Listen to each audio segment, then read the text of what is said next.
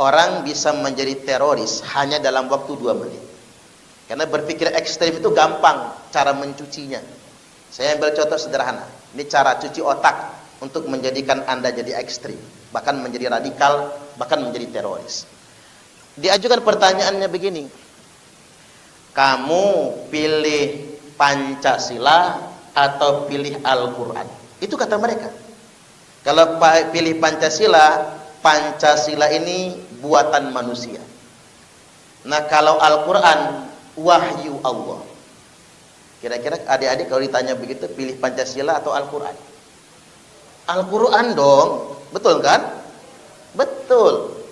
Yang berikutnya, pilih bela Islam atau bela NKRI. Kalau bela Islam udah jelas masuk surga. Tapi kalau bela NKRI belum tentu masuk surga. Bela Islam atau bela NKRI? Islam dong. Iya kan? Milih taat sama Allah atau taat sama pemerintah? Kalau taat sama Allah, jelas Allah punya surga. Kalau taat sama pemerintah, ya pemerintah itu juga. Yang korupsi mah jojong korupsi. Betul nggak kira-kira? Nah, saya nanya, milih taat sama Allah atau taat sama pemerintah? Allah. Pilih taat sama Allah, tinggalkan pemerintah. Bela Islam, lawan negara. Pilih Al-Quran, tauhid Pancasila.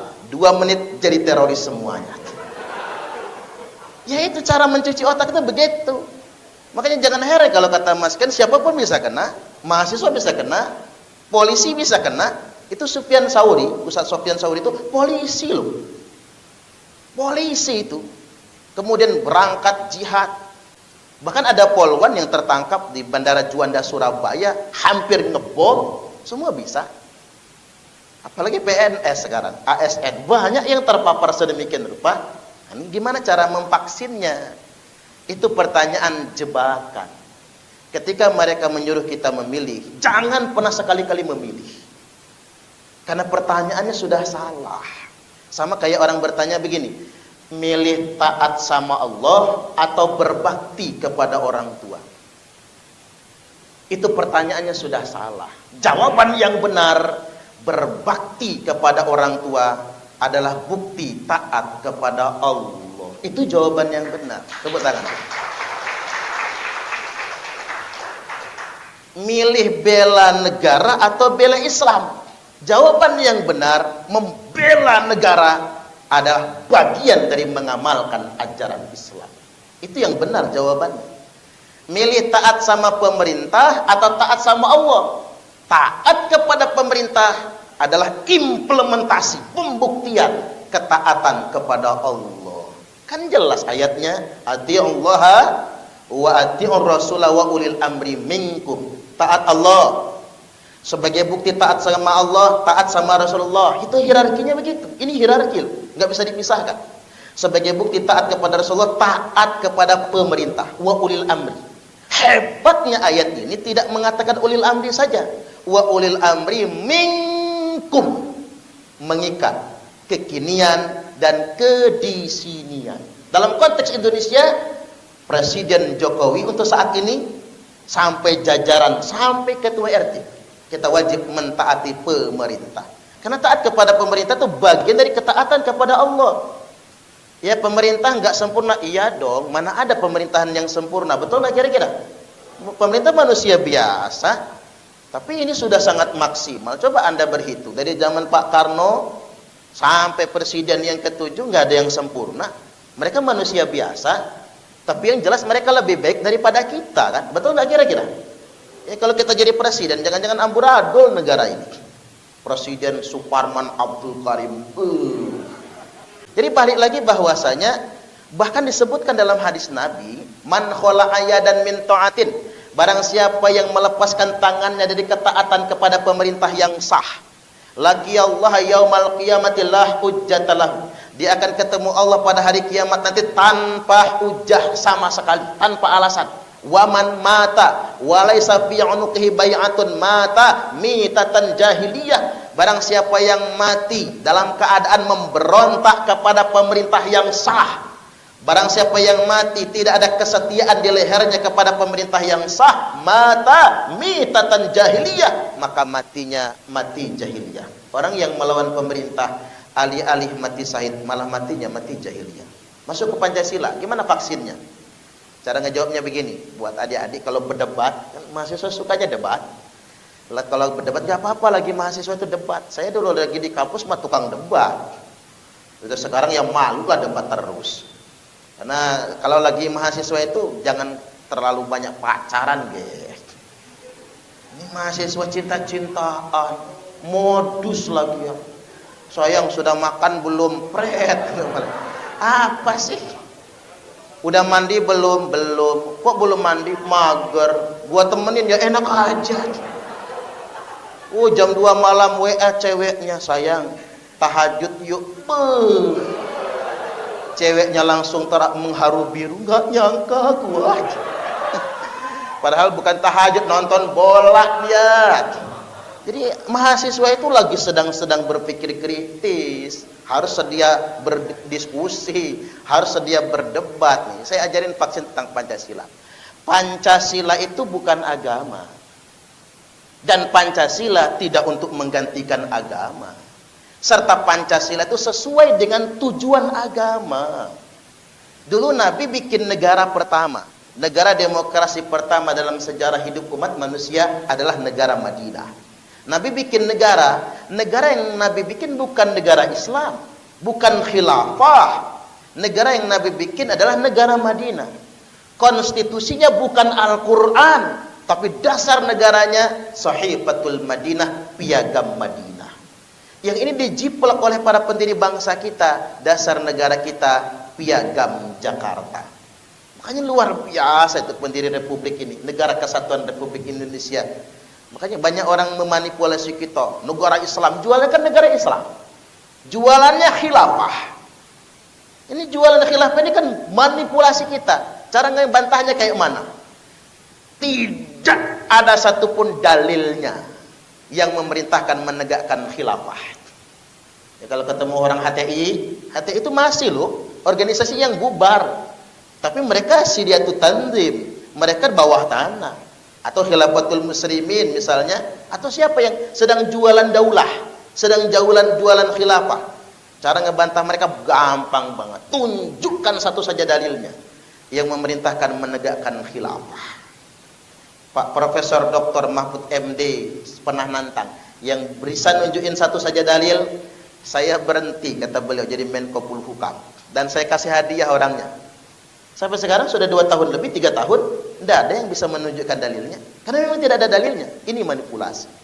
Termasuk adik-adik saya kasih tahu, bendera tauhid, kebohongan terbesar yang terjadi di Indonesia belakangan ini adalah adanya istilah bendera tauhid. Ratusan juta penduduk Indonesia dimanipulasi dengan istilah bendera tauhid. Sejak kapan tauhid punya bendera? Sejak kapan? Ini kan geli banget sayanya, sejak kapan tauhid punya bendera? Kita nyantri, kita mondok nggak pernah ada istilah bendera tauhid. Nah, ini kan manipulasi. Jangan mau dibohongi oleh itu semua.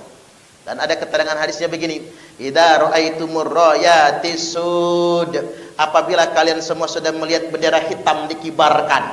Nah, ini nyebutnya jangan lagi bendera tauhid ya, bendera hitam. Apabila kalian semua melihat bendera hitam dikibarkan, falzamul ardha wala tuhariku aydiyakum wala arjulakum, tetaplah di bumi kalian masing-masing, jangan gerakkan tangan kalian, jangan gerakkan kaki kalian, jangan ikut-ikutan mereka, karena mereka itu kelompok bendera hitam palsu. Qulubuhum kazuburil hadid, kelompok bendera hitam itu hati mereka sangat keras bagaikan batu. Adik-adik anda nih, kalau udah ikut kelompok bendera hitam, kekel di hatinya, keras banget, nggak bisa diingatkan. Jadi buat adik-adik sekalian, kalau sudah terpapar, kerasnya bukan main. Baik, kita masih puncak yang ketiga sekarang, radikalisme, terorisme. Ini setelah orang eksklusif, ini nih dikit-dikit eksklusif, naik dia nanti jadi ekstrim. Setelah jadi ekstrim, awas.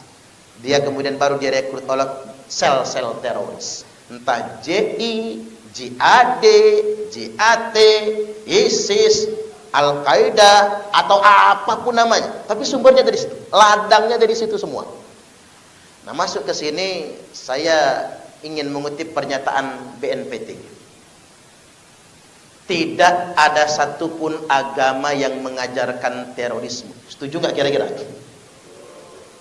Dan terorisme tidak terkait dengan ajaran agama manapun. Tapi bahwasanya teroris itu mendompleng kelompok agama mayoritas, jawabannya iya. Coba dilihat. Yang namanya teroris itu bukan cuma mendompleng Islam. ISIS mendompleng Islam karena dia di mayoritas masyarakat muslim. JI, JAD, NII mendompleng Islam karena di Indonesia mayoritas muslim. Nah, di Papua terorisnya beragama Kristen. Karena Papua mayoritas beragama Kristen. Kemudian di India, teroris radikalisnya beragama Hindu. Orang Islam lagi ibadah diganggu, umat Kristen lagi Natalan kemarin kan, diserang gerejanya. Teroris radikalisnya beragama Hindu. Di Myanmar, biksu yang sangat radikalis teroris, pakai jubah seorang biksu membantai kaum muslim Rohingya, beragama Buddha.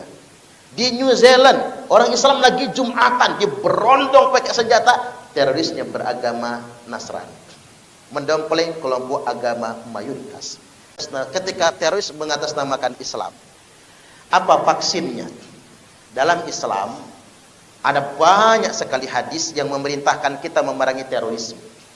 Dua hadis yang saya kutipkan pada kesempatan kali ini. Satu, Nabi bersabda, "Sayakhruju qaumun fi akhiriz zaman." Akan segera keluar sekelompok orang di akhir zaman.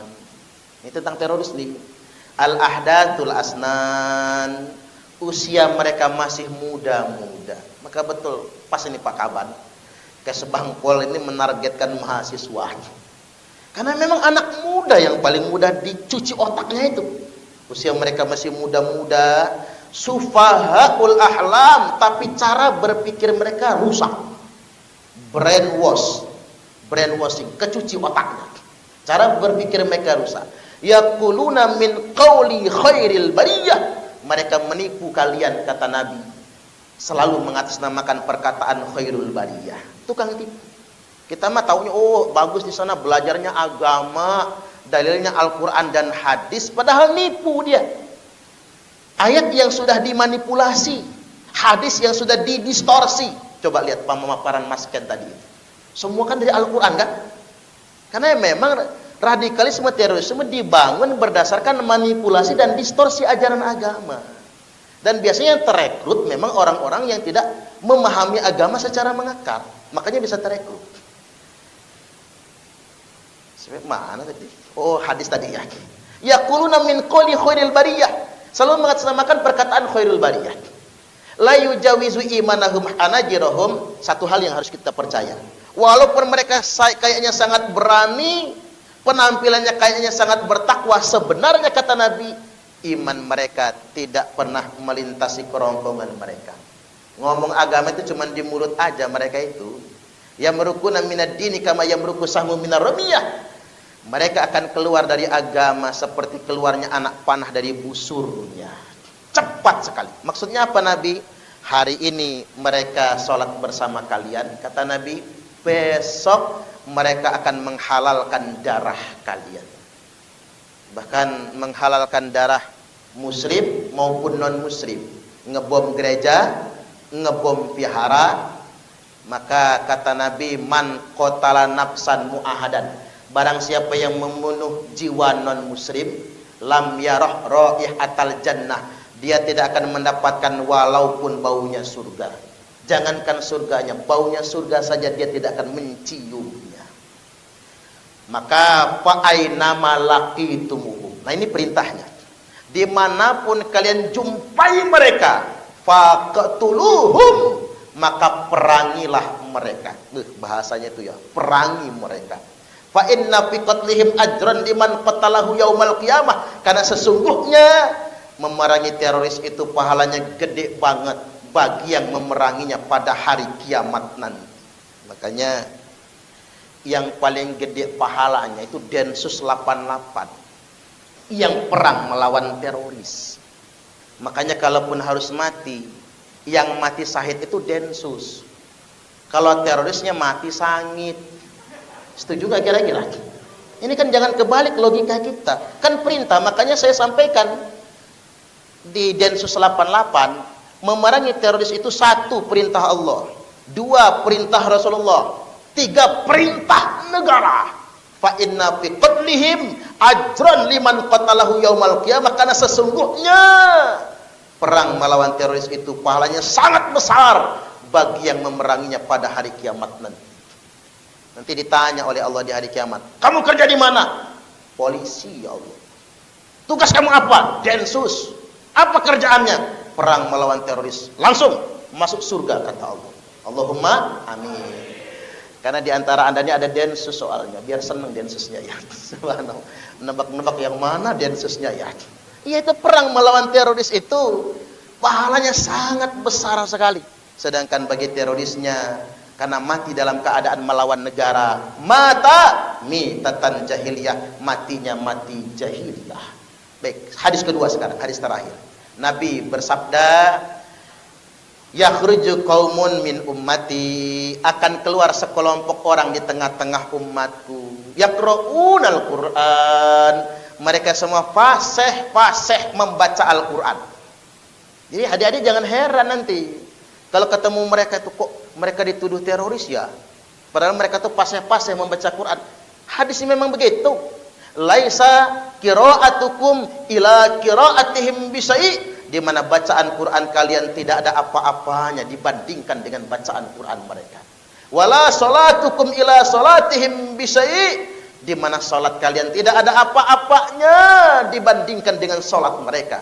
Wala siyamukum ila siyamihim bisyai', puasa kalian tidak ada apa-apanya dibandingkan dengan puasa mereka. Yahkiru ahadukum amalahu min amalihim, salah seorang di antara kalian pasti minder kalau membandingkan amalnya dengan amal mereka semua. Tapi jangan pernah ragu, kata Nabi. Fa idza kharaju faqtuluhum, apabila teroris itu sudah keluar, perangi mereka. Tsumma idza kharaju faqtuluhum, sungguh apabila mereka sudah keluar, perangi mereka. Nabi sebutkan sampai 3 kali. Fatuba liman qatalahum, beruntunglah yang berhasil membunuh mereka. Ini hadisnya sangar banget. Ini makanya kalau Densus itu mau nembak mati teroris, nggak dosa. Bener nggak dosa. Karena hadisnya begitu, 20 kali nyebutnya. Cuman alhamdulillahnya adik-adik, Densus nggak pakai hadis ini dengan saklek. Sekarang rata-rata yang ditangkap Densus 88 itu hidup semua, nggak ada yang mati. Kecuali sangat terpaksa sekali. Karena ngapa? Indonesia memahami menanggulangi terorisme itu bukan dengan menembak mati. Itu hebatnya Densus 88. Ini saya ini kayak juri bicara ya, kayak jubir nih. Benar, ini saya sudah dalami, sudah saya tanyakan, bukan menembak mati, tapi dengan pendekatan humanis. Makanya banyak orang-orang di Densus, orang-orang yang jadi teroris itu jadi tobat. Karena apa? Pendekatan humanis dari Densus 88. Saya tadi malam dan kemarin bersama dengan Dedengkot JI Internasional, Dr. Nasir Abbas. Beliau adalah mantan Kepala Mantiki 3, pimpinan JI termuda sedunia internasional. Ini tan terafiliasi berbaiat langsung dengan Al-Qaeda, Usamah bin Laden. Ini Nasir Abbas. Dan beliau adalah pembuka pintu jaringan terorisme Indonesia. Jadi negara jadi tahu siapa saja teroris di Indonesia ini gara-gara Dr. Nasir Abbas. Saya nyebutnya doktor saking pinternya, padahal bukan doktor. Itu ahli bikin senjata, ahli perakit bom, semuanya pakar semua beliau itu. Dan beliau umur 18 tahun sudah berangkat ke Afghanistan. Itu Nasir Abbas itu. Dan waktu ditangkap oleh aparat penegak hukum, dia melawan. Tujuannya apa? Karena dia bismillah, hari ini sudah sempurna jihad saya. dan saya sudah pantas untuk mati dengan bangga. Begitu penggerbakan Densus 88, dia pikir bahkan ditembak kalau dia ngelawan, ternyata tidak ditembak. Berkelahi sampai 2 petugas Densus, ada yang patah tangan, ada yang patah kaki. Sama Nasir Abbas itu, enggak ditembak juga. Masukin penjara, di borgol triple, 3 borgol di tangan, kaki juga di borgol. Setiap diinterogasi, nama kamu siapa? Astagfirullah. Kamu dari mana? Astagfirullahalazim. Enggak pernah jawab. Dia pikir nanti sama Densus mau dipopor palanya atau dijejak palanya. Enggak. Sampai pada akhirnya dia tersentuh dengan sendirinya. Densusnya rajin sholat semua, mulai dia tersentuh. Oh, ternyata aparat penegak hukum itu tidak seperti yang saya pikirkan.